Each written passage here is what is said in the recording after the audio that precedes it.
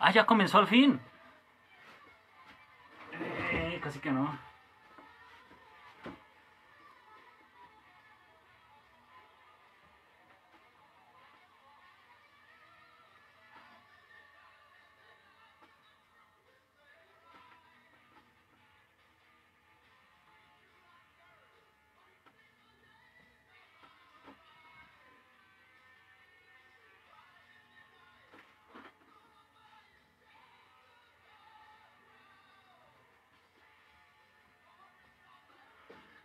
Bueno, buenas tardes a todos. Los voy a acomodar por acá para dar comienzo a la clase. Eso. Vamos a ver.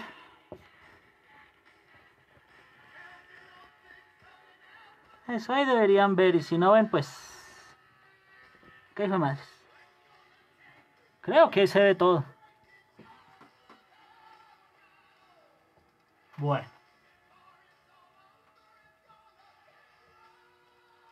Esperen, me organizo un momentito acá y ya comenzamos.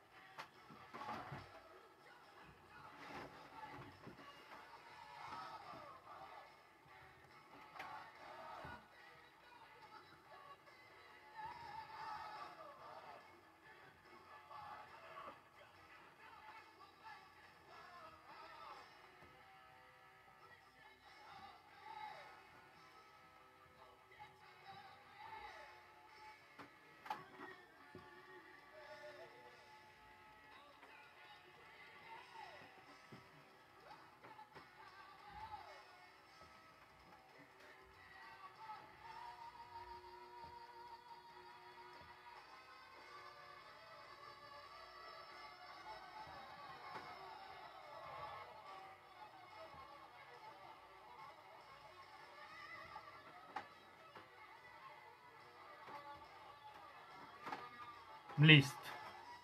Creo que ya.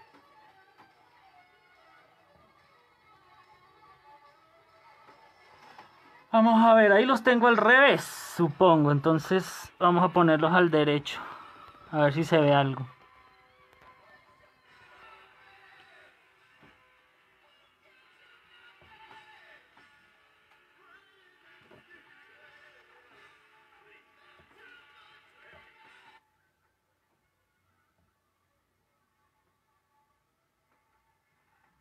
Vamos a ver, ahí los tengo al revés, supongo. Entonces vamos a ponerlos al derecho. A ver si se ve algo.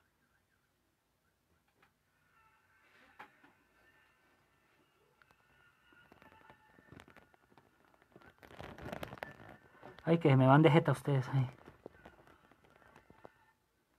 Listo. Bueno. Ya, al fin ya me pude acomodar. Ya vamos a comenzar entonces.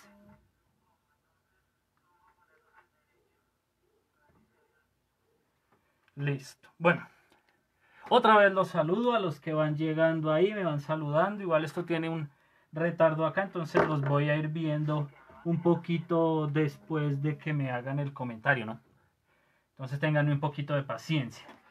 Como se imaginarán, obviamente la clase va a ser diferente, obviamente, no va a ser igual a lo que hubiera sido en el aula de clase porque no los va a poder escuchar en directo.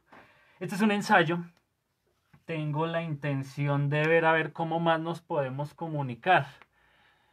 Creo que ya varios han hecho reunión en otras clases a través de Meet. Vamos a ver cómo, a ver si más adelante podemos hacer ese ejercicio.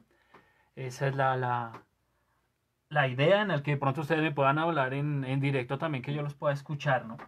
Entonces, pues vamos a ver cómo nos va. Ahí vamos mirando cómo nos va funcionando. Por ahora en esta primera, pues no los voy a estar escuchando a ustedes en directo. Igual ahí estoy revisando los comentarios que me van haciendo.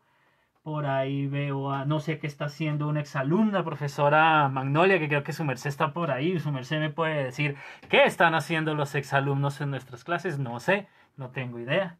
Igual muy bienvenidos de todos modos para los que estén. Yo sé que yo les hago mucha falta a todos, entonces pues qué hijo de más. Ahí está, bueno, el señor García, el señor Verdugo, el señor Mesa, ahí está Luz Marina, la señorita Quintero. Bueno, hay varios, eso está muy bien. Sara, eso, ahí van llegando. Mientras, a lo que los vea los voy saludando y ahí lo mismo voy mirando las preguntas que tengan. Lo mismo, tengan un poquito de paciencia. Ah, las cancioncitas, sí, yo tenía aquí preparado un álbum para poner. Ahorita que lo menciona la señorita Muñoz, ¿dónde está? Listo. Ah, pero esperen un momentito.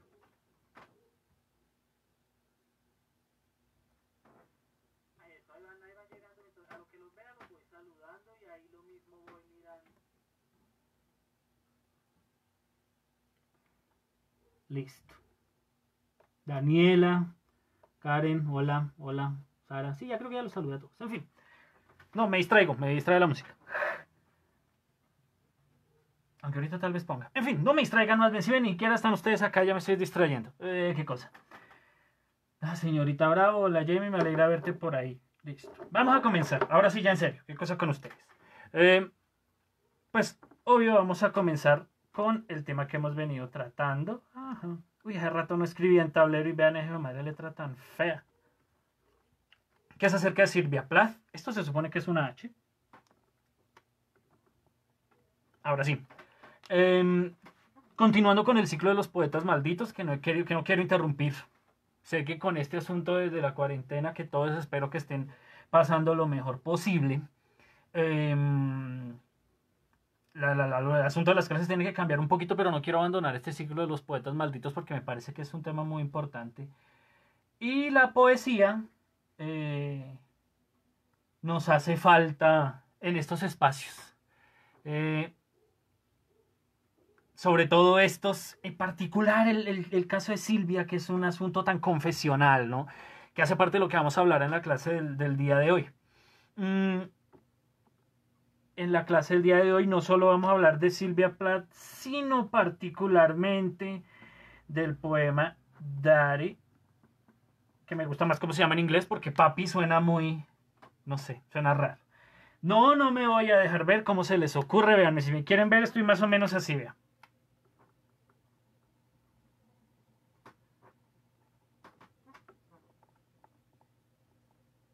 Listo, ahí está. Para que me vean. Si me quieren ver, ahí estoy. Ese soy. Particularmente de este poema que es probablemente uno de los más conocidos de Silvia.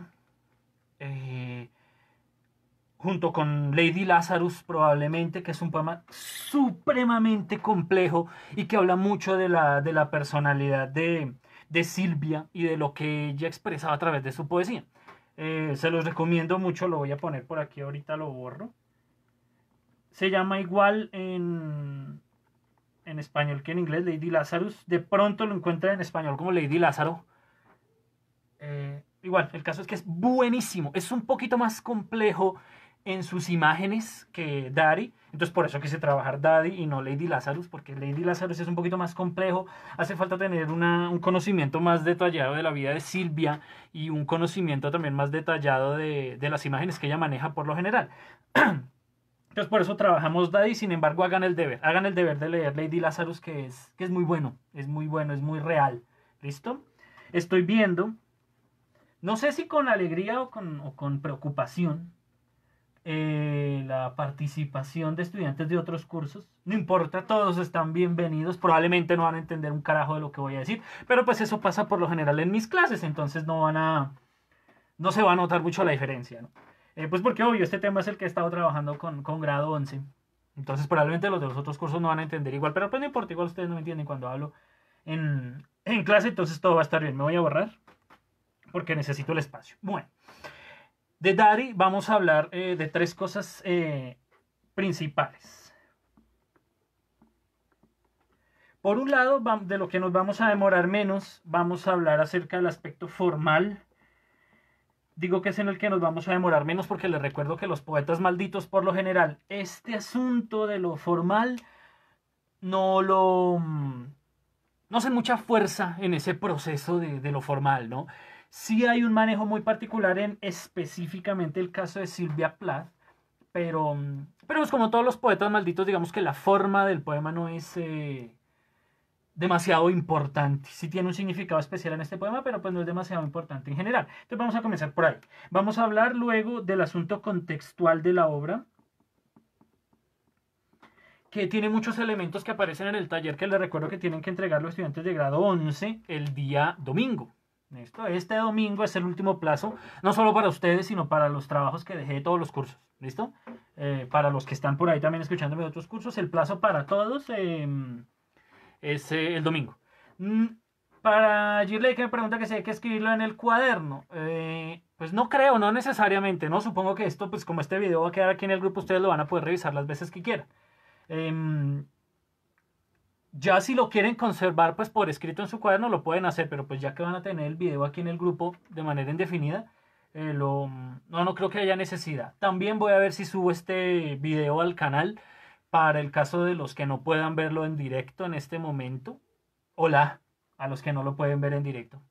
Los que lo están viendo en diferido, lo voy a subir al canal de YouTube y ahí de todos modos lo van a poder revisar. Entonces no creo que haya necesidad de copiar en el cuaderno, a menos de que ustedes quieran. Bueno, y por último vamos a hablar del asunto que no sé bien cómo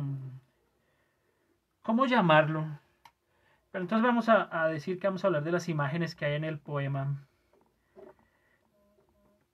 y del sentido que hay detrás del poema, que si bien el taller está centrado en el sentido literal del poema, porque las preguntas van un poquito literales, ¿no? ¿Qué imágenes hay? ¿De quién está hablando además de su padre? Cosas así. Hay un sentido metafórico muy complejo que a mí me parece espectacular en este poema, que vamos a hablar al final, porque es igualmente el más complejo. Finalmente, al final de la clase, ¿qué es lo que vamos a hacer? Voy a poner un asterisco porque si no después se me olvida una palabra de 5 letras que comienza por T y que yo sé que a ustedes les gusta mucho, que ya sabrán perfectamente de qué estoy hablando. ¿Listo? Bueno, esto es. Ahora, me imagino que ustedes para realizar el taller que tienen que entregar el domingo ya hicieron toda una investigación exhaustiva de lo que representa este poema. Entonces todo lo que les voy a decir acá va a ser más o menos una repetición, ¿no? Entonces, porque yo sé que ustedes investigaron y hicieron una lectura muy a fondo del poema. La idea de esta clase y de todas las clases que voy a realizar a través de estas herramientas es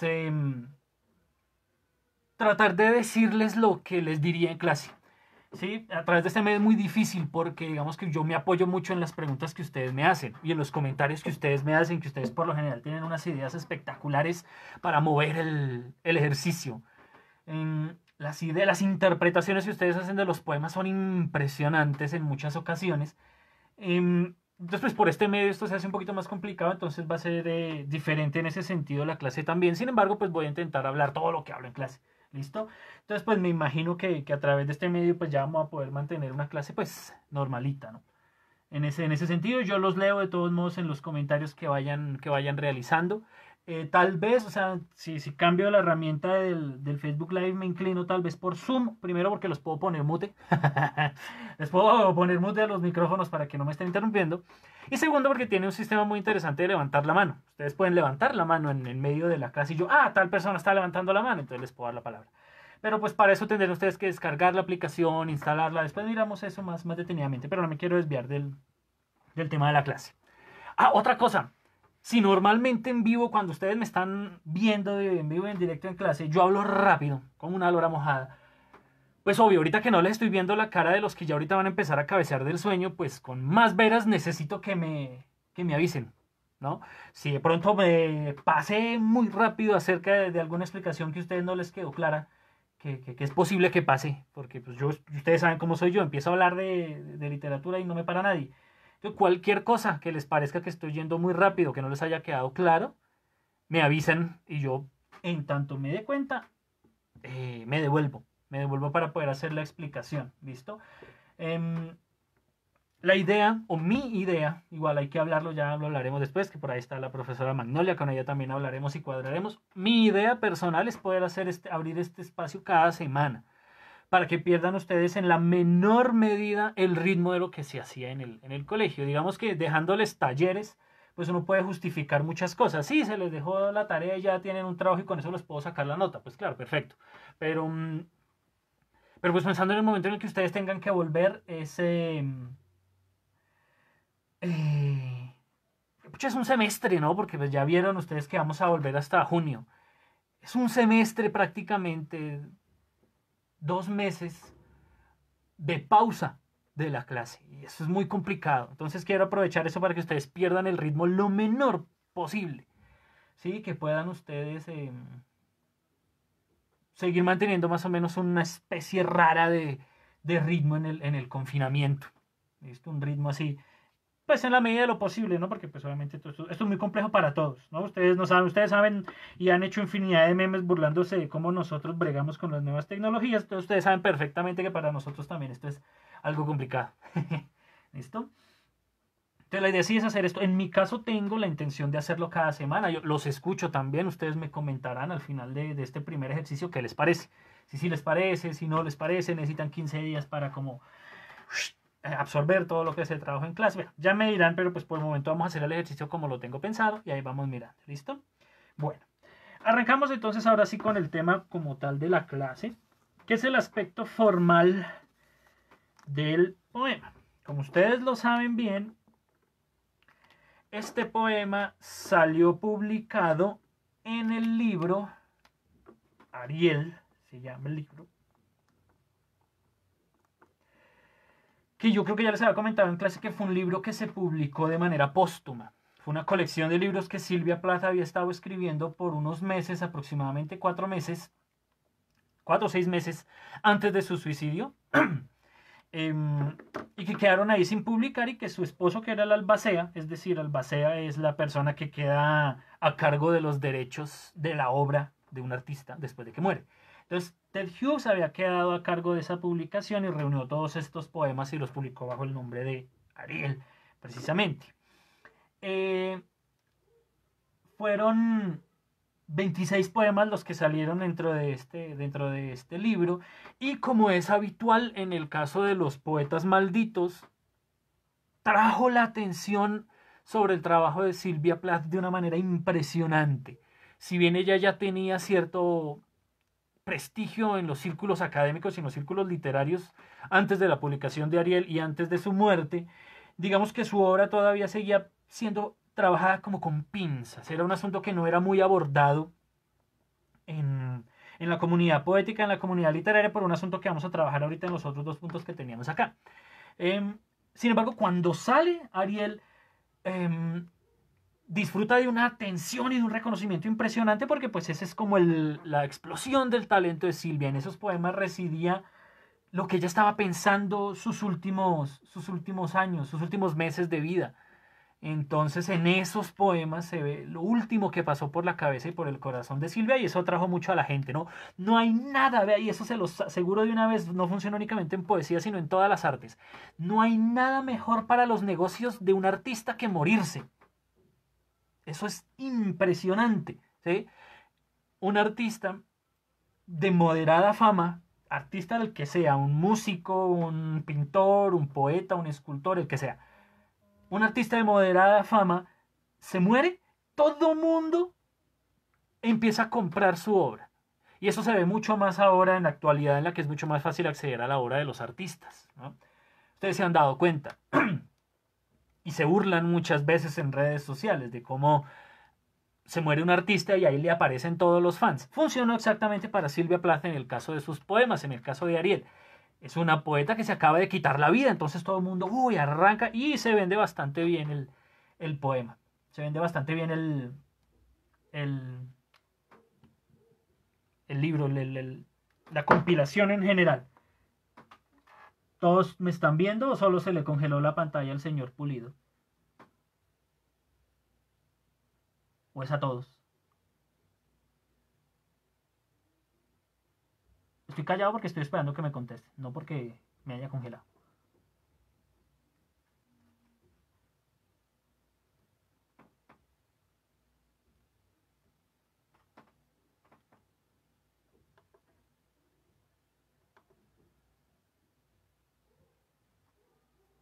Solo a José, listo, gracias. Entonces puedo continuar. José, que se... Digo, no me interesa. No, igual toca esperar un poquito, ¿no? No, que se friegue, no, que pecado. Entonces sigo. igual lo que les repito, este video lo vuelvo a subir por si alguien más presenta problemas técnicos con su internet, que yo sé que el internet es una cosa compleja, sobre todo porque todo el mundo está en este momento utilizando el internet. Entonces igual esto queda subido en Facebook y en YouTube también para que lo puedan ver después sin ninguna interferencia. ¿Listo? Bueno, entonces sale en este libro de Ariel. Si hay algo que caracterizó toda la obra de Silvia Plath, a nivel formal, es el uso de algo que yo sé que ustedes ya conocen muy bien, que es una figura literaria conocida como aliteración. ¿Sí? Yo sé que ustedes ya saben muy bien qué es la aliteración, porque ya lo hemos visto no solo en años pasados, sino en este año, entonces no me van a salir, ¡ay, para los nuevos, para los nuevos! No, porque eso ya lo vimos este año también. Entonces, es una figura que ella utiliza mucho y que es característica a lo largo de todas sus poesías. Ariel y Dari no son la excepción. El problema es que está traducida. Obviamente en español no se nota tanto la aliteración como se nota en inglés. También por eso compartí hace mucho tiempo ya en el Facebook una narración que Silvia hace de su propio poema Daddy, en el que se ve bastante bien la aliteración. Bueno, ya que están estudiantes de otros cursos, aunque ellos también saben ya qué es la aliteración, y la profesora Magnolia sobre todo, vamos a explicar qué es la aliteración. Los primeros versos del poema Daddy en inglés arrancan así.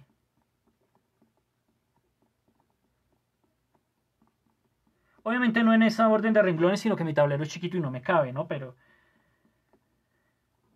arrancan más o menos así.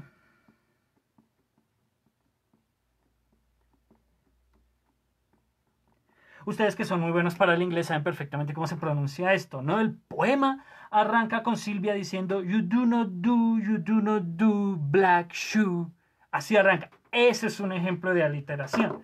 Agarremos otro color. Estos sonidos you do not do, black shoe. Esa repetición de sonidos, la literación y la manera en la que lo utiliza Silvia y todos los poetas que utilizan la literación es para hacer énfasis en una idea, ¿sí? Cuando hay una repetición de sonidos quiere decir que el poeta quiere atraer la atención ya no con lo que dice, sino con los sonidos a las imágenes que está utilizando en el poema. El primer quinteto, la primera estrofa, digamos, termina con la palabra achoo en inglés, la primera estrofa. En español dice achis porque la traducción por lo general más se trabaja en español es la traducción peninsular. Entonces es terriblemente diferente. La traducción es, o sea, de por sí las traducciones, es muy difícil traducir poesía. Uy, pero las traducciones que hay en español por ahí de este poema son terribles, son malísimas. Entonces, también para que se pueda ver un poquito mejor la literación. Achoo vuelve y termina en ese mismo sonido. Esa imagen al comienzo es una imagen muy poderosa y no es casualidad que esté ahí porque nos va a mostrar una de las emociones ahí como para darles una respuesta del taller que va a estar a lo largo del poema, ¿sí? Hablaba, creo que era con Juana hace unos días, que me decía que o sea, que le costaba mucho trabajo las imágenes de Silvia. Yo le decía, es que lo único, son muy fáciles. La cuestión es que hay que leerlas con cuidado, ¿sí? Dice que Silvia arranca su poema diciendo que ya no me sirves, zapato negro en el cual he vivido como un pie hace 30 años, con miedo de hablar o hacer achis. Creo que es así, no me lo sé literalmente todavía, pero creo que así comienza más o menos. Entonces le preguntaba yo a ella y les pregunto yo a ustedes en este momento, una pregunta retórica porque sé que no me pueden contestar inmediatamente. Me imagino que usar tacones es una cosa supremamente cómoda, ¿cierto? Que sí, o sea, ustedes y todas las mujeres, obviamente, pues no falta el hombre que use tacones, no me voy a meter en esa decisión, pero principalmente las mujeres. Estar en tacones todo el tiempo es súper cómodo, me imagino, ¿cierto que sí? Piensen en cómo se siente el pie al final de un día de estar todo el hijo de madre día en tacones. Es una sensación física, pues, dolorosa, hay mucho cansancio, ¿no? Decía yo a Juana cuando hablábamos al respecto de esta imagen.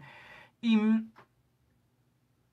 imagínense entonces usar tacones ininterrumpidamente, o sea, sin quitarse los zapatos ni nada, usar zapatos de tacón 30 años. Imagínense la carga física que que representaría eso. Uy, pucha, o sea, el cansancio sería una cosa intolerable. Esa es una imagen, la imagen con la que arranca Silvia su poema. Solo que el dolor no es físico, tal cual, sino que ella utiliza esta imagen para referenciar su dolor psicológico. Entonces imagínense el dolor psicológico que estaría representado por la imagen de usar tacones 30 años. Si ese dolor de usar tacones 30 años no fuera físico, sino emocional. Esa es una de las emociones que sentía Silvia por su padre. Imagínense ese dolor emocional. Es una cosa muy, muy compleja, ¿sí? Que Silvia trabaja a través de la literación, ¿sí? Este es un ejemplo, el ejemplo con el que comienza y la manera en la cual trabajar la forma ayuda al sentido, ¿no? Que no es muy común en los poetas malditos, pero que igual funciona. Entonces, este es un ejemplo. Otro ejemplo y que también aparece en el taller, vamos a usar otro color, es la expresión alemana ach du.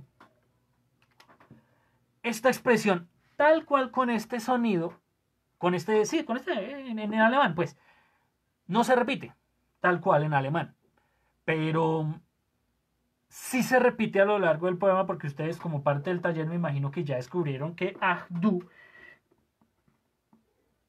en español quiere decir o tú, que en este caso el español sí nos funciona para el asunto de la literación. Esta expresión o tú sí aparece en varios lugares del poema. Ese es otro uso que le da Silvia a la literación. Lo repite varias veces los mismos sonidos. Y así pasa a lo largo de todo el poema. Si tienen la oportunidad, busquen la versión original. Escuchen la narración que hace Silvia, que yo la publiqué ahí en mi muro del Facebook. Escuchen la narración que ella hace de su propio poema. Y ahí se ve claramente el uso de cómo se repiten los sonidos. Esa fue la figura que más utilizó Silvia a lo largo de toda su carrera poética. Y pues que se evidencia aquí en Dari. Eso en cuanto a la forma, bueno, ese es el primer punto en cuanto a la forma. A nivel formal no hay mucho más que decir. Como les decía, el poema está dividido en quintetos, que como ustedes obviamente ya lo pueden deducir por la palabra, quiere decir que son estrofas de 5 versos. Algunas utilizan rima asonante, pero no todas. Toda esta elección de cuáles riman y cuáles no tiene que ver con el sentido del poema que vamos a trabajar al final. No sé cuánto tiempo llevamos de la clase y no sé cómo mirarlo, no sé cómo verlo. Si alguien me indica, les estaría muy agradecido porque no sé cómo hacer para saber cuánto llevamos. ¿Aquí no está aquí abajo? No, aquí no sale. En fin, llevo como 20 minutos, ¿no? Porque arrancamos como a las 2:10. Bueno, ahí voy a ir haciendo cuentas porque tampoco me quiero extender. Ustedes saben que yo arranco a hablar de esto y no me para nadie. Entonces, quiero medir el tiempo para que no... Para no alargarme, para no estar aquí hablando, porque yo facilito de este solo poema les hablo 4 horas. Y no es justo con ustedes. Entonces voy a hacer cuentas de que arrancamos a las 2:10, lo que quiere decir que vamos... Eso, gracias Sara. Muchas gracias Sara. Sara y Carlos y Erika y Magnolia y Juana y bueno, y todos los que me han contestado. Gracias. Con eso me voy midiendo también porque vean todo lo que he dicho, ya he hablado casi media hora del asunto formal y este es el más cortico. Voy a tratar de concentrarme. Bueno, en cuanto a la forma no hay mucho más que decir. Es eso, ella utiliza mucho la literación y el poema está dividido en quintetos, algunos de ellos con rima asonante. Ya. En cuanto a la forma, eso es todo. ¿Listo? Por si mientras voy borrando, alguno tiene alguna pregunta en el asunto formal, esperaré 2 minuticos para, para que me escriban. ¿Listo? Mientras me preparo.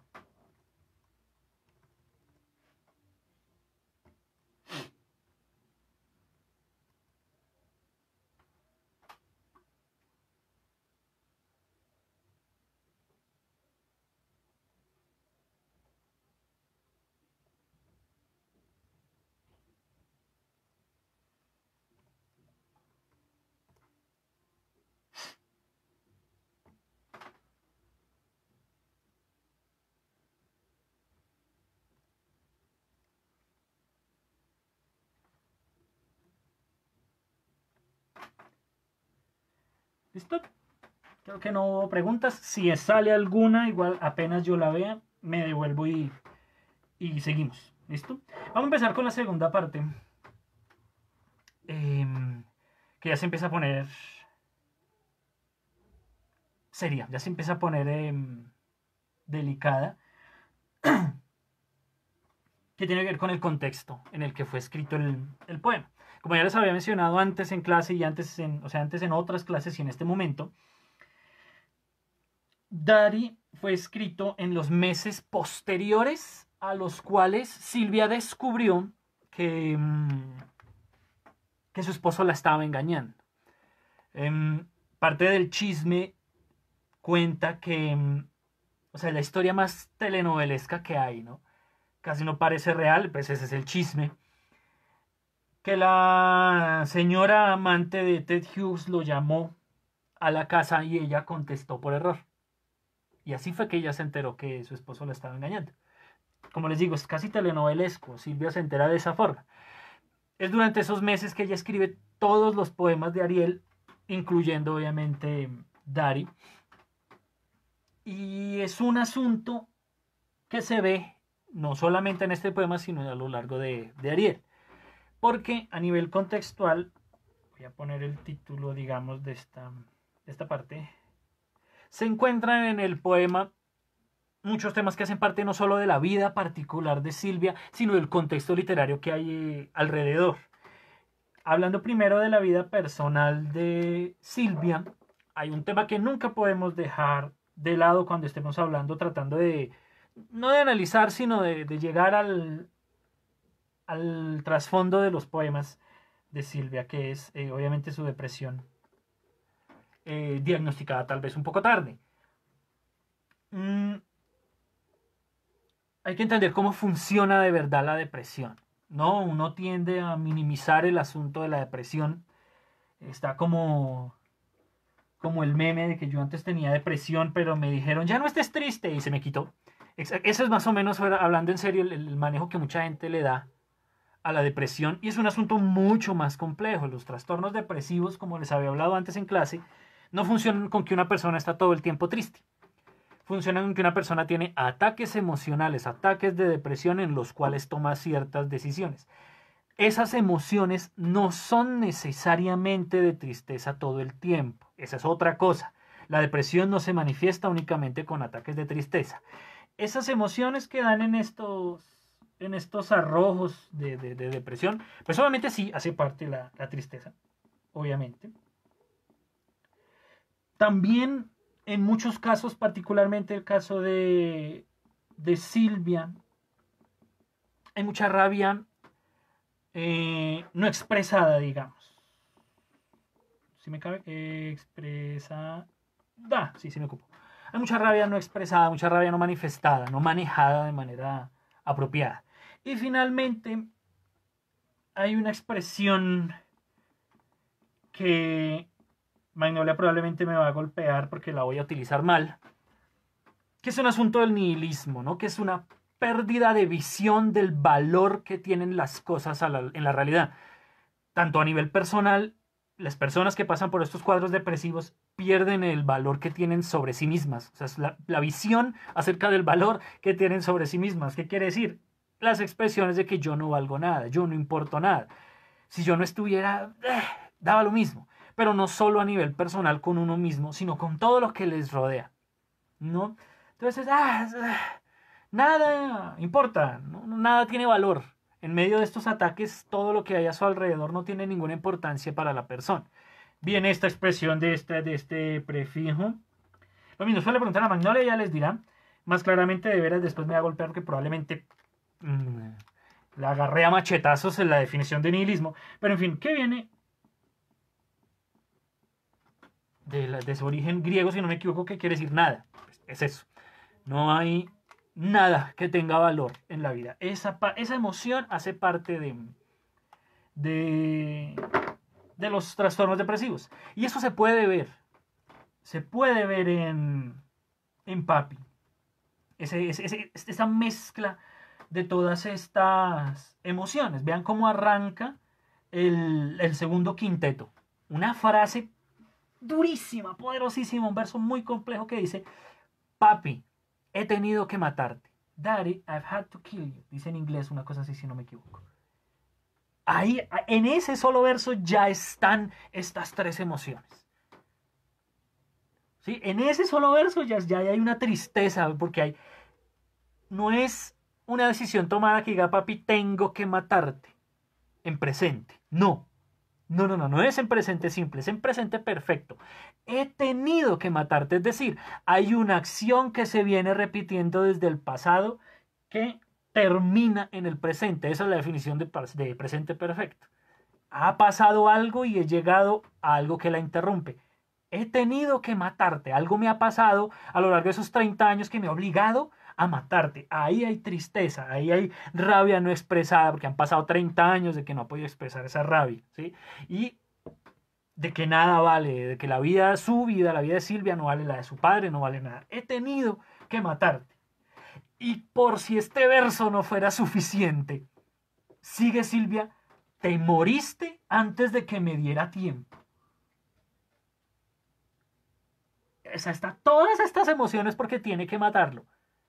Y se murió antes de que le diera tiempo a ella de matarlo. Uf, es una cosa impresionante. En 2 versos, Silvia expresa toda la complejidad que hubo en la relación emocional que tuvo con su padre. Esto se parte de una cosa a la que quiero que lleguen con el taller que veremos más adelante, pero vean que hay una contradicción, entre comillas, ¿no? Porque Otto Plath, el papá de Silvia, murió cuando ella tenía 8 años. O sea, ¿a qué se refiere cuando quiere decir que ha vivido 30 años como un pie? Si su papá murió a los 8. Es, entre comillas, una contradicción. Entonces, pues ya lo veremos, le repito, cuando reflexionemos acerca del taller, porque no quiero spoilear el taller. Entonces, únicamente en esos 2 versos ya está toda esta emoción. Imagínense entonces que esto está a lo largo de todo el poema. Siguiendo con ese quinteto. ¿Está lento? Ay, hijo de madre, ¿es para todos? Porque si es para todos, entonces es mi internet. Dije, pucha, me acaloré. Mientras tanto voy a abrir una ventana porque me emocioné. Uy, fue pucha.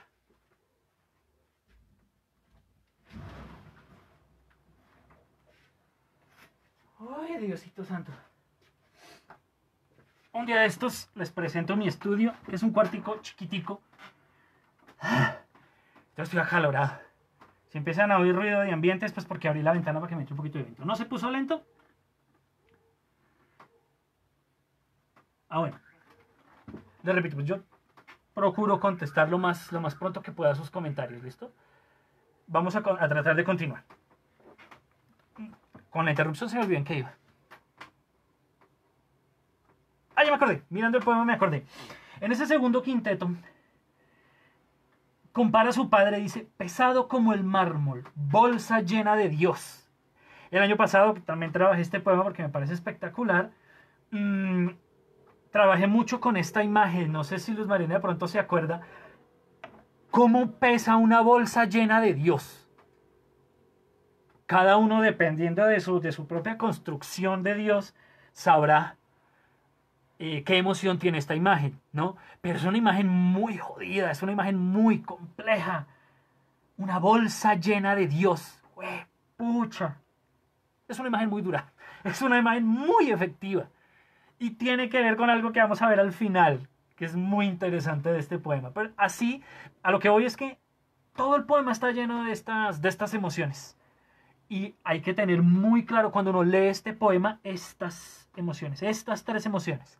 Hay que pensar que este poema no está escrito necesariamente como una elegía, es decir, como un homenaje a su padre muerto. No necesariamente, no. Porque si uno trata de leerlo en esa clave, la interpretación es completamente diferente. No quiere decir que esté mal, pero la interpretación es completamente diferente. Si uno lee este poema pensando que está tratando de hacer un homenaje a su padre, hay imágenes que no funcionan,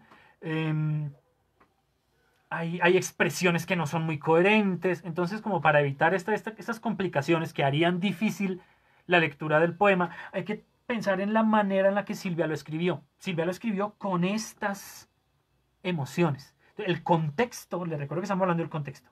El contexto de Silvia cuando escribió este poema fue estas emociones. Y es lo que hay que tener muy presente al momento de leer Dari y de leer toda su poesía. ¿Listo? Creo que estaba, para hacer un paréntesis, salir un poquito de clase mientras borro. Como algunos saben, yo estaba recibiendo un taller de literatura de ciencia ficción. Y se burlaba, no, sino, bueno, me burlaba yo de mi profe, del profe Rodrigo, porque él decía que se sentía muy incómodo hablándole a la pantalla del computador. Me acabo de dar cuenta que mientras le hablo, estoy hablándole al celular que tengo colgado aquí encima. Ya lo entendí.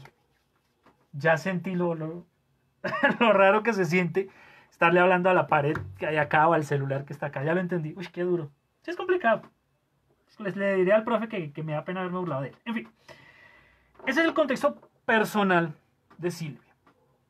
Hay un contexto literario y social alrededor del momento en el cual fue escrito este poema. Que tiene, este poema, no solo este poema, sino el libro en general, sino que este poema pues, fue especialmente escandaloso. Son dos cosas. En cuanto al panorama, ¿con qué color escribo ahora? Con este azul clarito. En cuanto al panorama literario,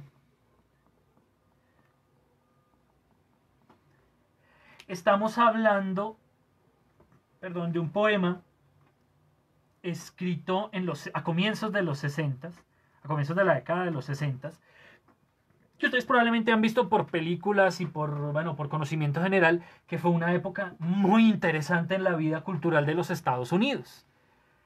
Fue un asunto culturalmente muy complejo porque había muchas cosas que estaban fuertemente cimentadas, eran unas bases muy fuertes que empezaron a perder solidez, empezaron a perder firmeza y empezaron a desmoronarse. El panorama literario no se vio exento de ese derrumbarse, de ese deshacerse de las bases. Sufrió cambios estructurales muy fuertes, muchos de los cuales fueron a causa de escritores como Sylvia Plath y de otros escritores que hacen parte de algo que también ya les había hablado, que es el género confesional.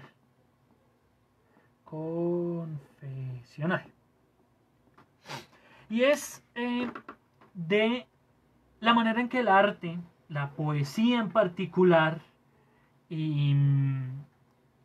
pero pues la literatura en general, este caso sí casi que reducido a la literatura, no a los demás artes, se utilizaba para confesar cosas que uno tenía dentro.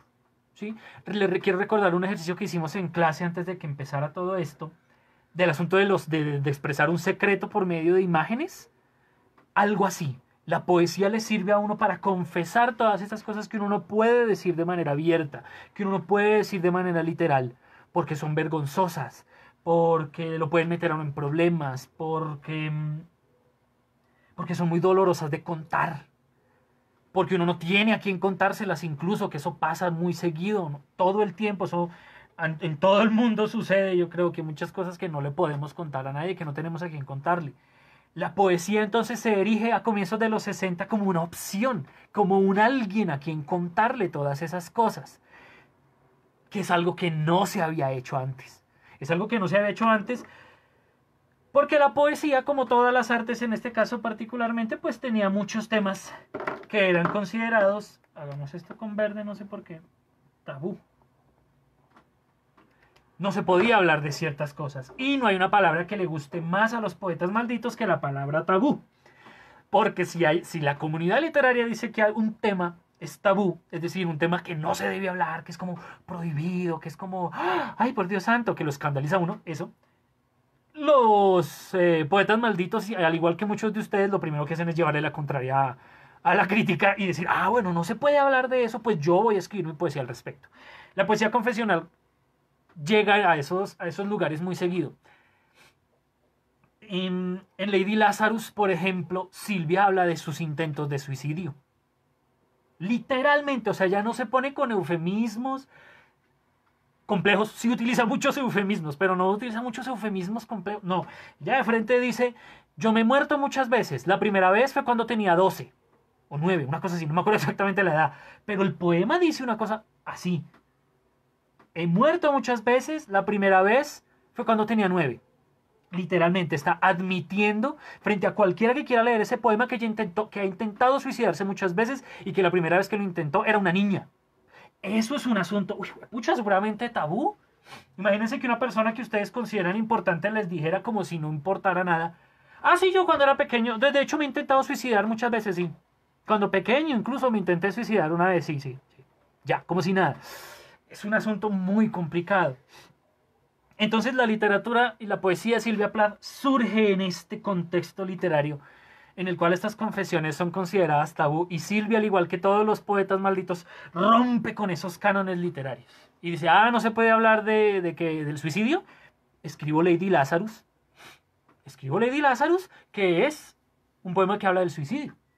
No se puede hablar acerca del odio que le puede llegar a tener uno a un padre. Pues yo escribo Daddy, que habla de cómo yo tenía una situación muy tensionante, una situación amorroidal, decía Daniel Rabinovich, una situación de amor-odio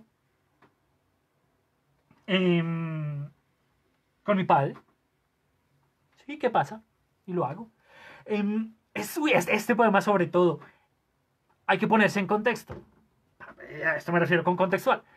Si hoy en día, 70 años después, 75 años después del fin de la guerra, de la Segunda Guerra Mundial, todavía en Alemania, por ejemplo, no se puede hacer nada con símbolos al nazismo.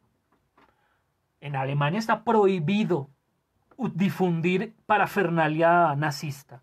Y todo esto está muy mal visto en la comunidad internacional. Hacer chistes con esto, pues hay mucha gente que se divierte haciendo chistes con eso precisamente porque es tabú.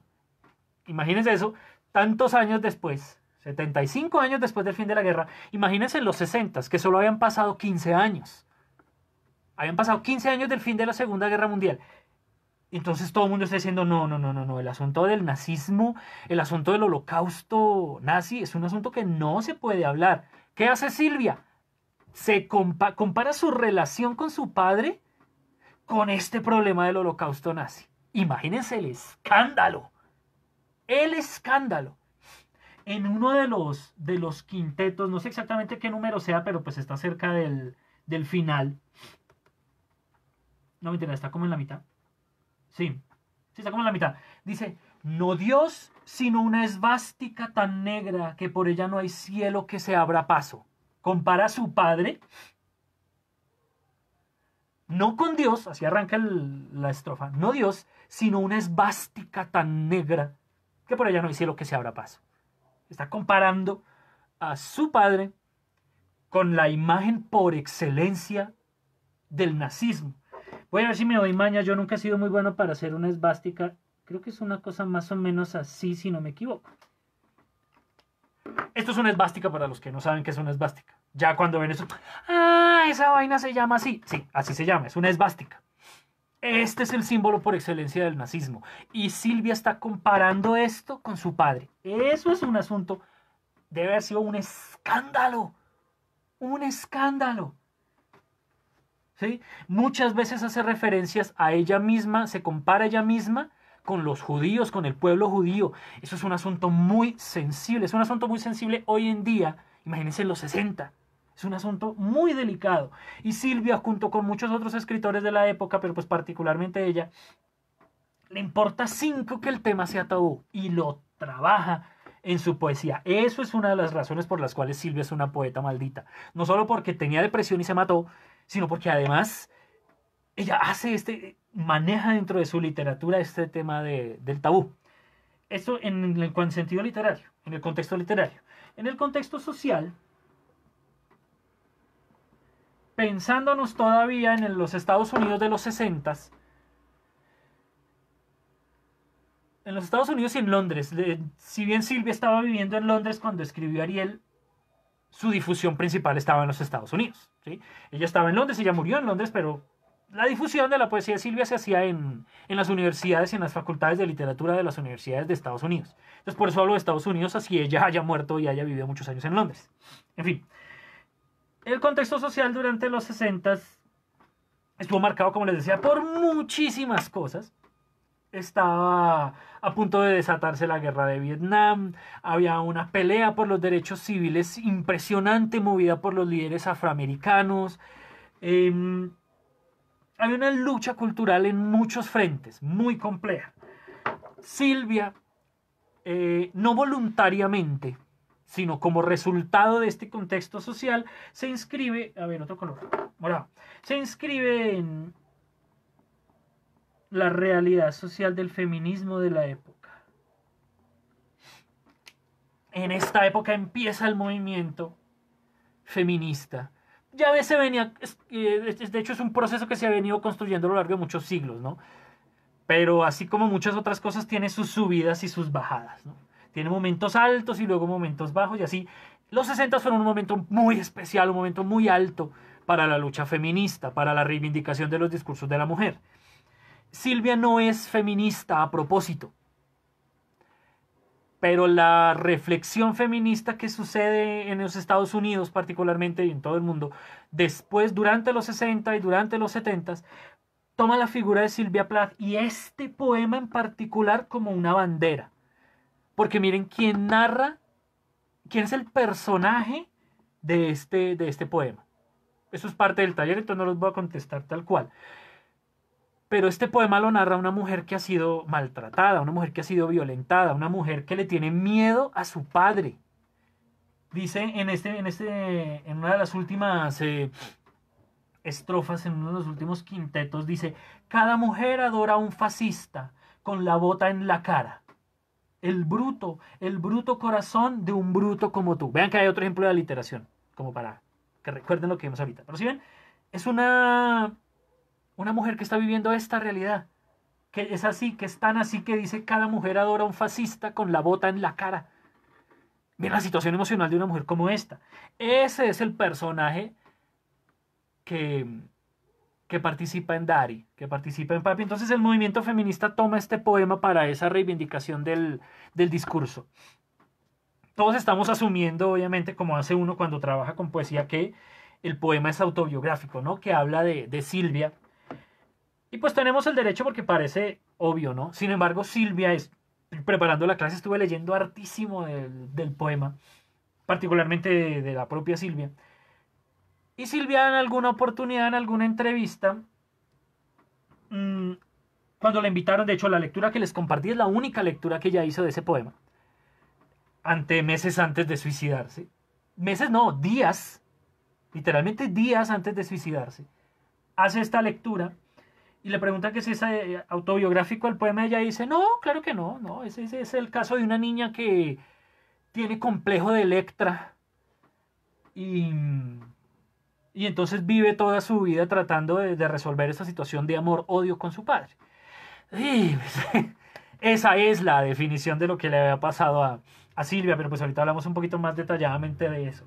Pero lo que voy a decir es que este poema entra muy bien dentro de ese contexto porque es un poema que funciona para el contexto, funciona para lo que muchas mujeres estaban exigiendo en ese momento, que es la reivindicación de su propio discurso.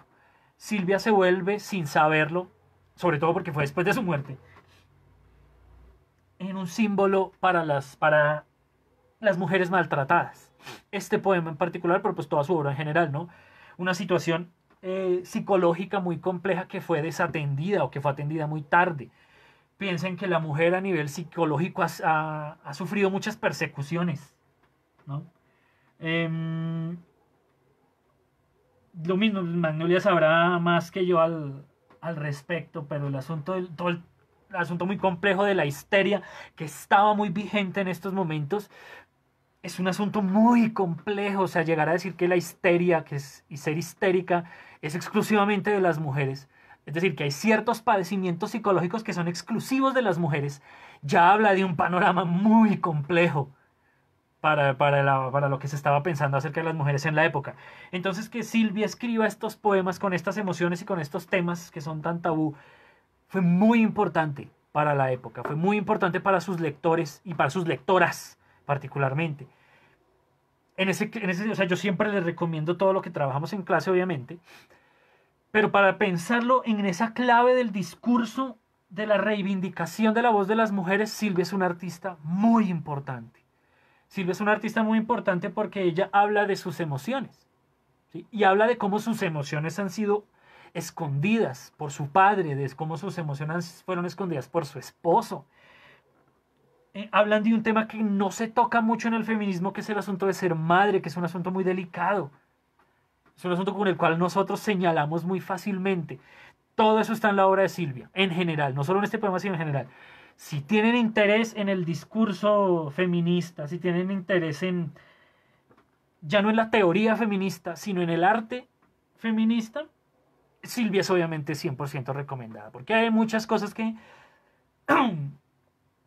expresan esa persecución que pueden sentir las mujeres en ocasiones, y que pues uno de hombre lee y escucha a sus mujeres cercanas y todo, pero que uno nunca termina por sentir de verdad, ¿no? Porque uno no siente esa persecución. Eso está claro, uno no siente esa persecución. Entonces, es importante escuchar a una mujer expresando esas emociones. Como mujer, escuchar a una mujer hablando de sus emociones me parece muy importante, y Silvia funciona muy bien en ese sentido. ¿Listo? Voy por un poquito de agua, porque he hablado mucho y no cae en cuenta traer agua.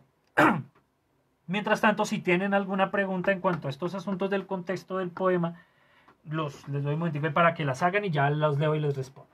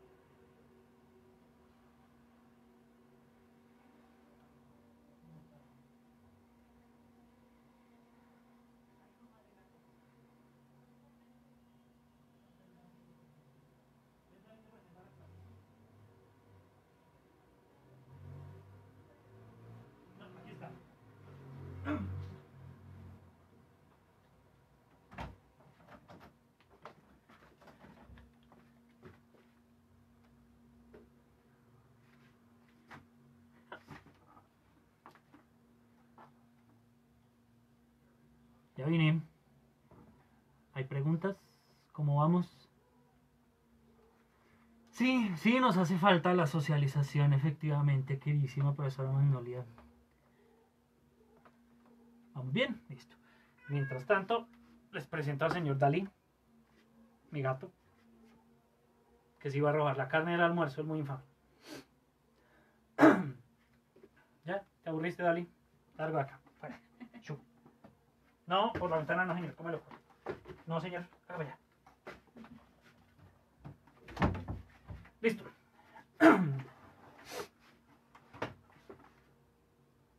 Sigo entonces. Uy, ¿alguna novedad? ¿No? ¿No? Nada. Bueno. Ya traje mi agua. Ya podemos seguir. Bueno.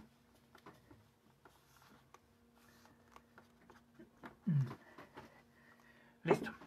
Para terminar, entonces, con la clase y pasar a la última parte, tenemos el asunto del sentido del poema, de lo que traen las imágenes. No quiero ahondar mucho en este tema, repito, porque hace parte del taller. Sin embargo, no podemos hablar de Dari y no hablar del sentido que tiene, de las imágenes que maneja, que como ya les había mencionado hace un ratico, son impresionantes, son una cosa poderosísima. Y a diferencia de, como ustedes se irán dando cuenta cuando pasemos a trabajar con Alejandra Pizarnik, requieren únicamente una lectura detenida, ¿no? Hacerse uno a sí mismo muchas preguntas. Con Alejandra Pizarnik, como ya se van a dar cuenta, preguntarse a uno mismo las vainas no funciona igual. Pero ya cruzaremos ese puente cuando lleguemos a él. Entonces, hay varias imágenes, muchas de las cuales hacen parte del taller. Las ciudades alemanas de Auschwitz, Dachau y Belsen que no las voy a mencionar porque hacen parte del taller. Las referencias alemanas en general, cuando dice Panzerman, hombre Panzer, que es que dice en español. ¿Dónde está? Aquí está. Hombre Panzer, que en inglés es Panzerman. La Luftwaffe, que me imagino que ustedes ya todos averiguaron qué es la Luftwaffe. Luftwaffe, bueno, no sé cómo se pronuncia eso en alemán. Alemán todavía no he estudiado. Francés ya acabé. En fin. Tampoco las voy a mencionar. Vamos a hablar particularmente, también como un abrebocas al último punto del taller, que es un asunto sobre el cual espero que podamos hablar ahora sí en vivo la próxima vez, que obviamente tiene que ver con el señor Otto. Estos son dos T's. Esos son dos T's, no es una H, son dos T's. Que me apereza hacer dos palitos. Listo. Ajá. Del señor Otto Plath. La mayoría de las imágenes están referidas a él. La mayoría. No todas. Les recuerdo que en este poema, hay dos personajes. Además de Silvia. Uno es su padre y es posible que haya otro. Entonces la mayoría de las imágenes están referidas a su padre. Y quiero que revisemos rápidamente estas imágenes para que les quede claro. Y también para que entiendan un poquito uno de los puntos del taller que tenía que ver con qué emociones sentía Silvia por su padre. Qué relación tenía ella con su padre. Ya vimos las imágenes que hay en la primera estrofa, que tienen que ver con el asunto de vivir como un pie dentro de un zapato negro por 30 años, ¿no? Sin atreverse a respirar o a hacer achís. Es impresionante. Ya vimos un poquito también esa imagen de una bolsa llena de Dios. ¿Cuánto pesa una bolsa llena de Dios, ¿no? Que lleva adentro una bolsa llena de Dios. Qué cosa tan impresionante. En esa misma estrofa está el verso lívida estatua con un dedo del pie gris. Ustedes, espero que ninguno haya tenido la mala fortuna de perder un pariente a causa de la diabetes. Esta imagen es una referencia a eso. Su padre murió de diabetes mellitus, que, como ustedes probablemente sepan, aunque ojalá no por experiencia personal, empieza por afectar los pies, las extremidades inferiores. Por el exceso de azúcar y por problemas, dificultades en la coagulación de la sangre, los pies son los que sufren mucho. Muchos enfermos de diabetes pierden sus pies, pierden sus dedos. A eso se refiere Silvia con ese verso de con un dedo del pie gris. Es una referencia a que su padre murió de diabetes. ¿Listo? Eso dejemos hasta ahí en esa estrofa. Aquí en la siguiente hay una imagen que tiene que ver con Alemania, entonces me la voy a pasar por alto. Vamos a pasar aquí a esta estrofa donde dice: de modo que nunca supe distinguir dónde pusiste tu pie, tus raíces. Nunca me pude dirigir a ti. La lengua se me pegaba a la mandíbula. ¿Cuándo se le pega a uno? Pregunta retórica. ¿Cuándo se le pega a uno la lengua a la mandíbula? Es decir, al paladar. Muy bien. Tengo que hacerlo, me hace falta escucharlo, entonces voy a hacer como si los estuviera escuchando. Cuando uno tiene la boca seca, la boca se le seca a uno por muchas razones, dentro de las cuales se encuentra... ya había utilizado el rojo, bueno, no importa. Dentro de las cuales se encuentra el miedo. ¿Sí? La muy popular expresión de miedo en las películas y en las caricaturas de pasar salió así. Es eso, de tener la boca seca y pegada a la lengua, al paladar, por miedo. Entonces ahí hay una emoción que ella utiliza con una imagen que es muy bonita, es muy simple, es muy cotidiana. La pregunta es, ¿cuándo se le pega a uno la lengua a la mano? Es muy cotidiana. A eso me refiero con que uno simplemente tiene que hacerse la pregunta.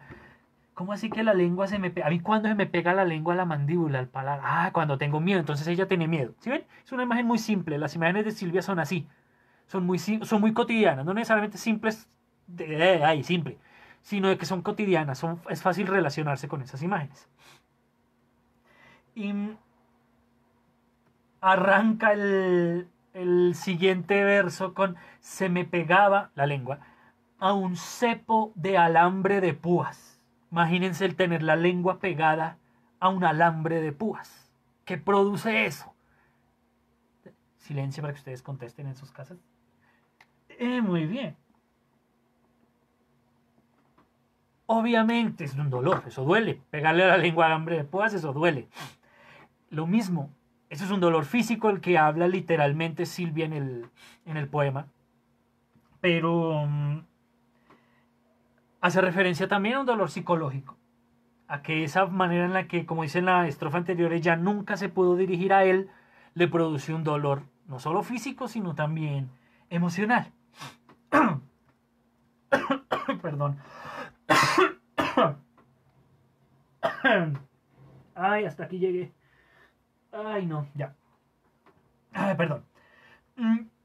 Pasamos a la referencia de las ciudades alemanas, que la vamos a ver más adelante.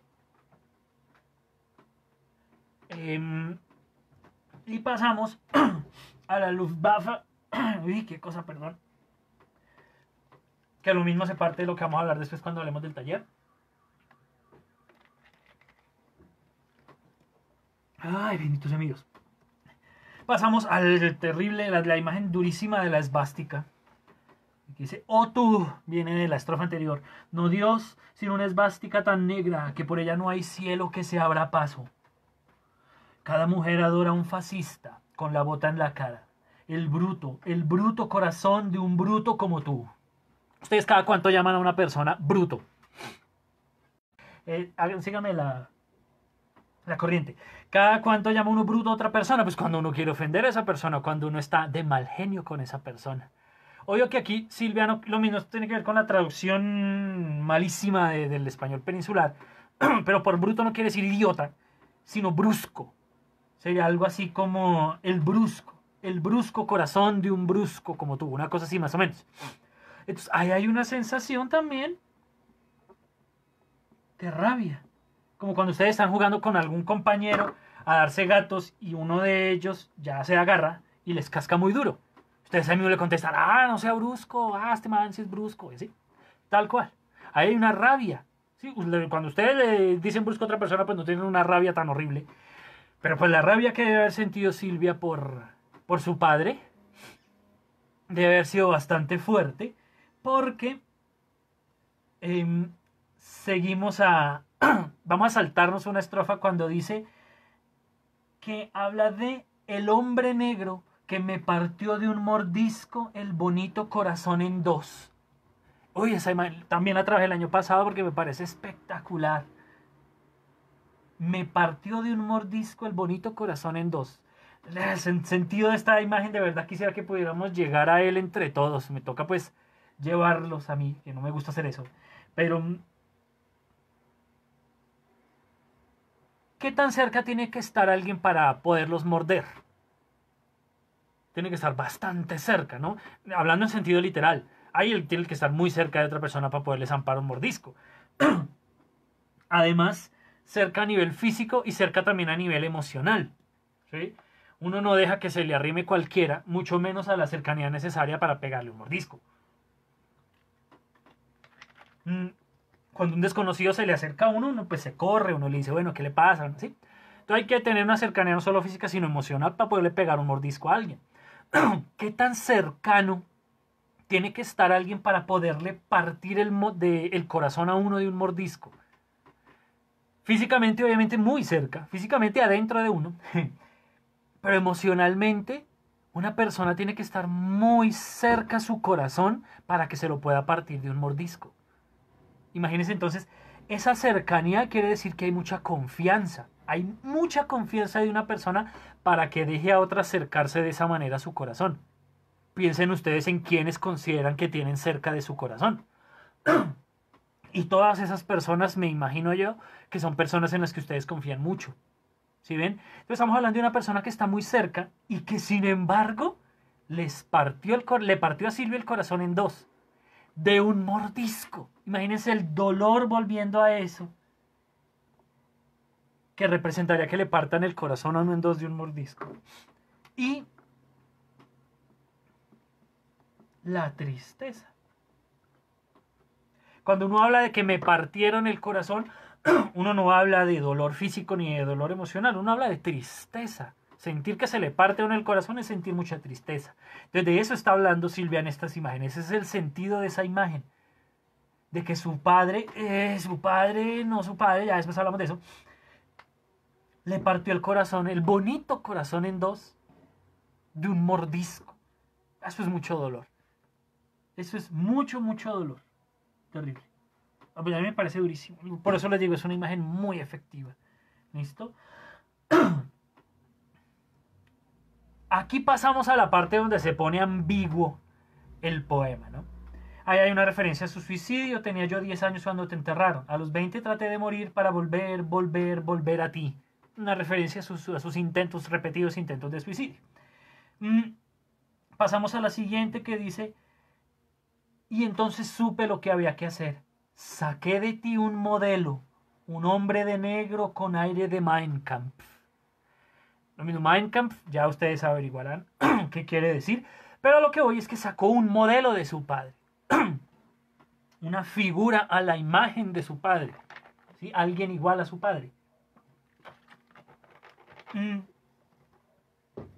A eso me refiero cuando les pregunto ¿cuál es el otro personaje? Porque aquí Silvia está hablando de que sacó un modelo de su padre, ya que su padre se murió. ¿Sí? Te sacó un modelo de su padre. ¿Por qué sacó un modelo de su padre? Entonces nos devolvemos. Dice: pero me sacaron de la tumba y me recompusieron con pegamento. O sea, literalmente ella no se botó a la tumba de su padre, obviamente, sino en sentido figurado. Ojalá que ninguno haya tenido la experiencia de perder a un ser querido.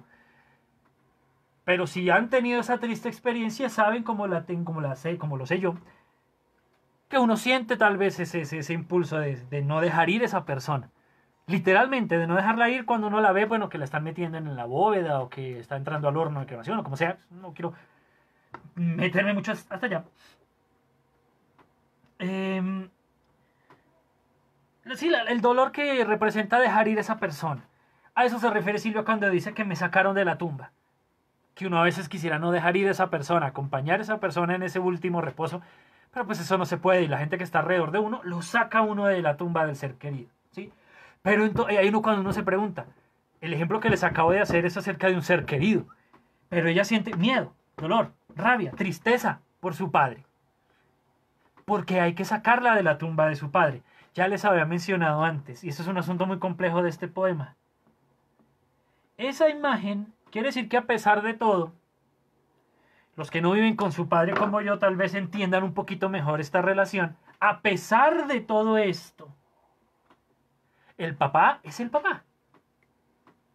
Silvia, o el personaje de este poema, tiene una situación, una tensión, amor, odio por su padre a pesar de todo. Porque su padre se le murió. De hecho, ahí en la estrofa anterior dice: a los 20 traté de morir para volver a ti. ¿Por qué quiere volver a él si ha vivido tantos años con miedo, con dolor por su padre? Porque a pesar de todo eso, hay una situación, ella lo ama de todos modos porque sigue siendo su padre.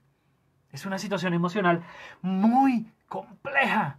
A eso me refería en parte cuando les hablaba de la contradicción que hay en el poema. De que ella de todos modos, a pesar de todo esto, ama a su padre, tanto así que trató de volver con él, tanto así que tuvieron que sacarla de la tumba, tanto así que tuvo que construirse un modelo de su padre. ¿Sí? Hijo, pucha, yo quería demorarme una hora nomás en clase y ya me pasé, ya voy a acabar. Aquí está la pista más grande en esta estrofa que voy a mencionar ahora de la respuesta de esa pregunta acerca del otro personaje, ¿no? Dice que sacó un modelo, un hombre de negro con aire de Mein Kampf e inclinación al potro y al garrote, que como ustedes lo saben perfectamente bien son herramientas de tortura, y dije: sí quiero, sí quiero. Lo mismo, en español la pista no funciona muy bien, entonces se las voy a poner en inglés. En inglés dice: I said, estos son dos palabras. I do. I do. Aquí les voy a dar prácticamente la respuesta de esa pregunta, aunque según he hablado con varios de ustedes, según comenta Ingrid, pues ya como que le cogieron más o menos el tiro de a quién estoy hablando. Cuando dice una persona en inglés I do, es que si se tradujera al español como sí acepto, habría sido muy literal. Yo me imagino que el traductor pensó en eso, ¿no? En que sería muy literal traducirlo como sí acepto, sí acepto. Entonces lo tradujo como sí quiero, ¿no? Pero a eso se refiere. Las mujeres en la boda, bueno, ambos, mujeres y hombres, es en su boda, cuando dicen I do, cuando el padre les pregunta, do you, Silvia, take this man to make happy and till death do you part? Tú, Silvia, aceptas a este hombre de la enfermedad hasta que la muerte los separe. La respuesta en inglés es I do. En español es, uno no contesta sí quiero, uno dice sí, yo acepto, sí acepto. Pero a eso se refiere. Entonces, encontró ese modelo y dijo I do, es decir, se casó con ese modelo que sacó de su padre. Ya entonces saben perfectamente de quién estamos hablando. De quién está hablando Silvia en esos últimos versos de su poema. Termina las últimas dos estrofas con un mensaje precisamente que dejo a decisión de ustedes y a quién va dirigido esas imágenes de las últimas dos estrofas. Si van dirigidas a este personaje del I do, o a este personaje de estas emociones. Dice, si ya he matado a un hombre, que sean dos, el vampiro que dijo ser tú y me estuvo bebiendo la sangre durante 1 año, 7 años si quieres saberlo. Ya puedes descansar, papi. Hay una estaca en tu negro y grasiento corazón y a la gente del pueblo nunca le gustaste. Bailan y patalean encima de ti. Siempre supieron que eras tú. Papi, papi, hijo de puta, estoy acabada. Ese último verso en español suena inmundo. En inglés, escuchen de veras la manera en la que lo declama Silvia en inglés. El último, no tiene pierde porque es el último verso. La manera en la que termina Silvia de declamar su propio poema, ahí está todo esto. Escúchenlo. Esa es una parte de la palabra con T, una parte de lo que sigue ahorita, que es la palabra con T. Escuchen esa declamación y verán que en ese último verso dice, Daddy, Daddy, you bastard, I'm through. La emoción con que lo dice, ahí está. En ese solo verso están todas las emociones del poema. Es una cosa impresionante. Bueno, las imágenes que hay ahí, pues hay la imagen del vampiro. Es una imagen muy interesante, ¿no? De que le estuvo bebiendo la sangre. De cómo el vampiro es un monstruo particular, ¿no? No es como los demás monstruos que matan y ya. El hombre lobo que mata y que si no lo mata usted se convierte en hombre lobo. No es como la momia, no es como ningún otro monstruo. El vampiro se alimenta de la vida de las otras personas. Es una imagen que es un monstruo que no está escogido de manera al azar. ¿Sí? No es al azar. El vampiro es alguien que sobrevive a causa de robarle la vida a alguien más. Uf, es una imagen poderosísima. Es una imagen muy efectiva. ¿Sí? El chupasangre. Es una imagen muy, muy efectiva y le repito, es una imagen muy cotidiana. Silvia utiliza imágenes cotidianas en este poema. Imágenes que cualquiera puede entender, en parte por eso se convirtió en un símbolo para las lectoras que llegaron a su poesía. Porque ellas tenían hombres que las estaban tratando como si ellos fueran vampiros y ellas fueran sus víctimas, viviendo a costa de la vida de ellas. ¿Sí? Porque esa es una imagen muy efectiva y muy cotidiana. ¿Sí? Esa última estrofa a mí me causa gracia cuando habla de que a la gente del pueblo nunca le gustaste. Esa es una figura, esa es una metáfora. No está hablando de a la gente de Londres donde ella se suicidó. Obviamente, ese no es el pueblo. No está hablando del pueblo en el que creció o del pueblo en el que se casó con Ted Hughes. O no. Esa pregunta se la voy a dejar para que ustedes la tengan ahí. No obligatoriamente para que la contesten, pero pues para que piensen en ese asunto. ¿A quién se refiere con la gente del pueblo? Cuando dice uno, ay, al fin y al cabo, la gente siempre supo que usted era malo. La gente siempre supo que usted era un vampiro. La gente del pueblo nunca lo quiso. ¿A qué se refiere Silvia cuando habla? ¿A quiénes se refiere cuando dice la gente del pueblo? Se refiere a un grupo de personas muy particular. ¿Sí? Está hablando de un grupo de personas muy concreto, que por eso es que me da risa esa última estrofa. Porque hay un vainazo.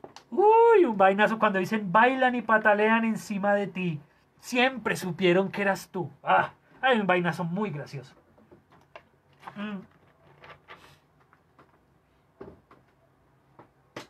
Y esa es como la última imagen, ¿sí? Estas son las emociones, algunas de las emociones que se evidencian en el poema, ¿listo? Todas estas. Hay más, porque las emociones son muy complejas y tienen que ver con el asunto de las referencias que hace Alemania, con el uso de las palabras en alemán y cosas por el estilo, que quiero que hablemos un poquito, porque no es mucho lo que hay que decir, pero que vamos a hablar la próxima clase con ayuda de Dios. Pero quiero que vean esto, cada cuánto lee uno un poema con estas emociones. Eso hace parte de lo que hace de Silvia un poeta maldito, una poetisa maldita, digamos así como por aquello del idioma de género, una poetisa maldita. Esto es lo que hace que la poesía de Silvia haya destacado tanto y haya llegado hasta nuestros días, porque para todos nosotros es muy difícil lidiar con nuestras emociones. De hecho, gran parte de nuestra educación, y no hablo de la educación formal, es decir, de las clases, sino de la formación personal que recibimos de nuestras familias, de nuestros amigos, de las personas cercanas a nosotros. Mucha de esa formación personal, mucha, no toda, gracias a Dios, pero mucha de esa formación personal siempre nos obliga a esconder estas emociones. Para los hombres, por ejemplo, demostrar la tristeza es vergonzoso. Por ejemplo, para las mujeres, ser violentas físicamente no es de señoritas, por ejemplo. Y esas son maneras en las que uno maneja su propia emoción, en las que uno maneja sus propias emociones. Y muchas personas en nosotros, tristemente, nos obligan a esconder esas emociones. Y eso es muy triste, porque eso hace parte de nosotros. Y además, esconder esas emociones es dañino para la salud. Esa es una parte del ejercicio al que yo quiero llegar con la poesía de Silvia y con la poesía confesional. Para cualquiera que sienta que no puede expresar sus emociones, por la razón que sea, porque está avergonzado de sus emociones, porque eso pasa, así de retorcida está nuestra realidad que a veces nos avergonzamos de nuestras emociones. Entonces cualquiera que sienta que no puede expresar sus emociones, sea por vergüenza, por miedo a la retaliación, por miedo a la retribución, por miedo al castigo, porque mucha gente nos castiga por expresar nuestras emociones. Los que no pueden expresar sus emociones, uy, pucha, porque muchas veces no las entienden. Eso pasa también, que uno ni siquiera entiende cómo se siente.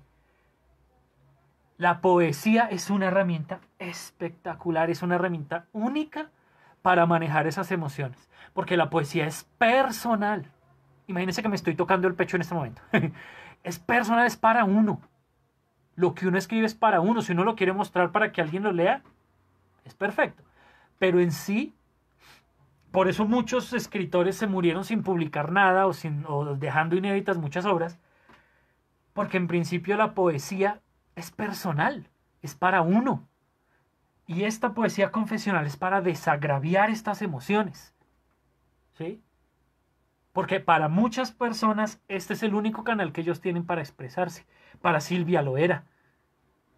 Para Silvia era la única manera de expresar todas estas emociones que tenía por su padre, porque si las hubiera hecho de manera literal probablemente habría sido señalada, habría sido perseguida.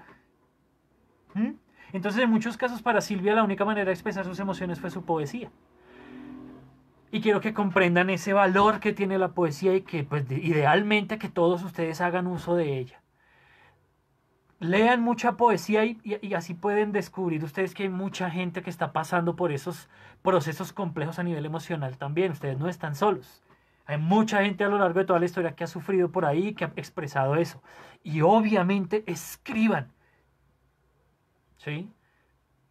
No tiene que ser pues el Bhagavad Gita que tiene centenares de miles de versos. No tiene que ser los sonetos de William Shakespeare, que son todos pentámetros yámbicos con alejandrinos exactos, que yo sé que a ustedes les gusta mucho escribir así, pero no tiene por qué ser así. No, es un ejercicio en el que ustedes puedan expresar sus emociones a través de esas imágenes, a través de cómo los hace sentir, de comparar esas emociones que ustedes tienen con cosas cotidianas. Ese es el ejercicio. Así ustedes desagravian todas esas emociones que probablemente de otra forma no pueden expresar. Eso es como profesor, no solo como profesor de literatura, sino como amante de la literatura, les entrego ese mensaje. Lean esta poesía, toda la poesía. Particularmente esta, que es la que estamos trabajando, pero toda la poesía, y ustedes van a encontrar que hay mucha gente que ha pasado por situaciones emocionales muy complejas también. Esta situación contextual en la que estamos ahorita de la cuarentena nos tiene las emociones descuadradas también. Aprovechen la poesía, ¿sí? Porque funciona también para eso. ¿Listo? Hagan uso de eso. Es como el mensaje ya no de clase, sino el mensaje personal que les quiero dejar hoy.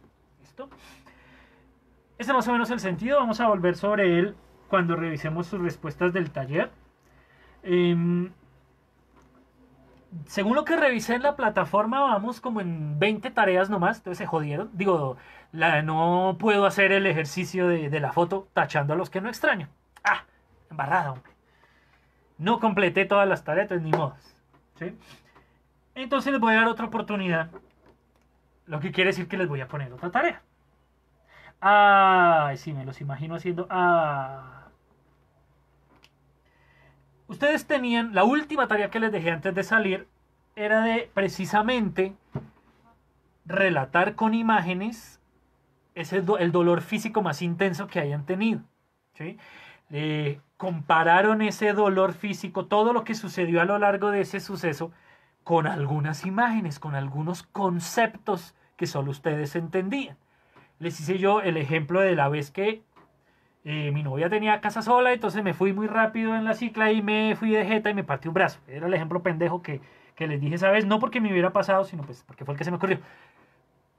Entonces decía que para la idea de ir muy rápido, tenían que asignar un concepto abstracto en la medida de lo posible, no obligatoriamente, pero en la medida de lo posible que fuera abstracto. Entonces, qué sé yo, entonces digo yo un carro de Fórmula 1. Esa era más o menos la tarea que tenían la última vez que nos vimos en clase. Convertir las condiciones de ese dolor físico en conceptos abstractos. ¿Qué es lo que van a hacer para la tarea? Muy simple. Van a volver a contar esa historia con esos mismos detalles, pero ahora no van a escribirlo literalmente, sino van a escribirlo utilizando estos conceptos. Entonces, por ejemplo, no van a decir, esa vez mi novia me llamó y me dijo que tenía la casa sola y yo agarré la cicla y me fui muy muy rápido a su casa. No, van a contar la misma historia, escribir la misma historia usando estos conceptos. Es decir, si convirtieron la imagen casa sola, eso es un papayazo ni el hijo de madre. Y digamos entonces está su novia, entonces digamos que para el concepto abstracto de su novia la compararon con Afrodita, la diosa griega de la belleza, de la prosperidad, de etcétera, etcétera. Entonces ya no van a decir, mi novia me llamó a decirme que tenía casa sola y yo me fui muy rápido en cicla donde ella. ¿Qué van a decir? Hablé con Afrodita, se me dio el papayazo y salí como Fórmula 1. ¿Sí ven? Es la misma historia, solo que ya no estoy usando las expresiones literales, sino las expresiones metafóricas. ¿Sí ven? Es eso, es lo único que tienen que hacer. En estos ejemplos pendejos que hice sonó graciosísimo. Y de hecho, tal vez mucho de lo que ustedes hagan va a sonar muy gracioso. No pasa nada. ¿Por qué? Porque esto es un dolor físico. El dolor físico es mucho más fácil salir con imágenes chistosas. Cuando trabajemos, si nos queda tiempo de trabajar con problema, con dolor emocional, un dolor psicológico, se van a dar cuenta que esto va a ser mucho más serio. Que estas imágenes van a ser mucho más complejas, ¿no? Entonces no se preocupen si les queda gracioso, si les queda de verdad con que se les dio el papayazo y suena muy chistoso, no importa, ¿sí? Eso es lo que quiero que hagan. Si ya tienen, porque esto ya lo tienen, porque ustedes son muy juiciosos, hicieron esta tarea. Entonces ya tienen esto. Todo lo único que tienen que hacer es reemplazar estas palabras por estas imágenes que hicieron. ¿Listo? Eso es todo. Espero, hoy aquí estamos. Hoy es 15. Yo tenía un calendario por acá, pero no sé qué decir. Para el 26, este ejercicio, 26 de abril. ¿Listo? Sí. Domingo 26 de abril espero este ejercicio por los medios que quieran. Puede ser, me lo mandan por correo. Puede ser que yo voy a subir ahí como la tareita otra vez en Schoology y lo pueden subir a la plataforma si quieren o me lo pueden mandar por correo electrónico. ¿Listo? Creo que ya tienen mi correo electrónico. Sin embargo, voy a ahorrar esto. Les dejo de nuevo el correo para que lo puedan mandar ahí. He tenido problemas cuando lo voy a mandar por un mensaje o lo voy a publicar en Facebook. Me dice que no tengo permitido publicar ese dominio, el dominio de colegiofanimiki.edu.co. Entonces, por eso me ha costado trabajo mandarles mi correo. Entonces, mejor lo dejo acá. Arroba.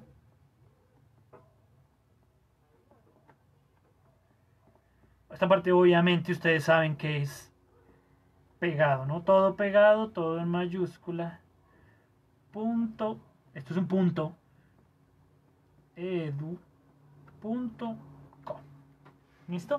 A mí me pueden mandar su ejercicio de eso. Lo que les digo, no estoy esperando que sea de la misma calidad de Silvia, obviamente. No tiene ningún problema si las imágenes que eligieron fueron muy chistosas. Algo que les había dicho para la tarea pasada, no me interesa si, si no tiene sentido, si no se entiende qué fue lo que pasó. Vean que cuando leemos Dari, tuvimos que conocer mucho de la historia personal de Silvia. Tuvimos que saber que se casó y que su marido la engañó. Tuvimos que saber que su padre murió de diabetes. Tuvimos que saber muchas cosas. Eso pasa con la poesía confesional. Hay que saber muchos detalles de la vida personal de alguien para entenderla. Entenderla. Entonces no pasa nada si no se entiende. No pasa nada si a ustedes les parece que no tiene sentido. No pasa nada. Lo que yo voy a mirar es el uso de las imágenes. Que ustedes usen las imágenes bien. Que el poema no sea literal, sino que sea más bien metafórico. Es lo único que voy a revisar. No pasa nada que yo no entienda que fue que se cayeron, que fue que les dieron una puñalada, que fue... No sé, no me interesa. Lo que quiero ver es únicamente cómo manejan ustedes las imágenes.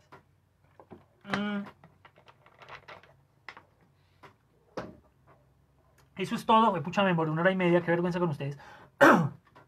Procuraré la próxima vez demorarme menos. No sé si hay alguna pregunta. Me voy a quedar aquí un ratico esperando si hay alguna pregunta. Igual cualquier pregunta que salga más adelante la pueden enviar aquí por el Facebook. Me escriben ahí en el Messenger de Facebook y no hay ningún inconveniente. ¿Listo? Estoy aquí un ratico por si tienen alguna pregunta. Pero si no tienen ninguna pregunta, pues ya. Chao, ya se pueden ir, no hay ningún inconveniente. Vamos a hablar con los profes que hemos estado utilizando aquí el Facebook para ver si organizamos como un horario o algo para no cruzarnos entre nosotros y ya les estaré avisando cuando nos volvemos a ver y a través de qué medio. ¿Listo? Nos estamos hablando. Cuídense mucho. Procuren no salir. Si tienen que salir obligatoriamente, procuren evitar el contacto físico con otras personas y con superficies. Lávense muy bien las manos, tapabocas todo el tiempo.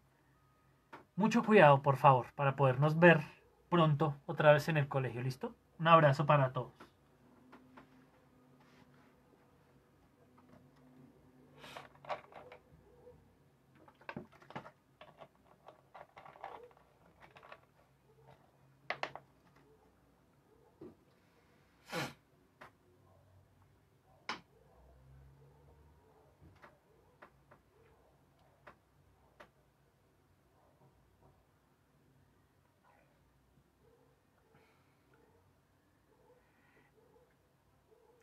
Sí, estoy pensando la idea de usar el Meet, pero igual la participación es mucho más enredada por Meet. Si utilizo, tal vez utilice el Zoom.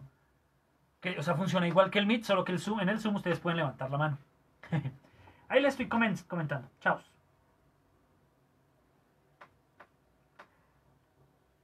Muchas gracias a todas estas por aguantarse toda la clase. Qué pena, de verdad. No pensé que me fuera a morar tanto en la clase. Chao.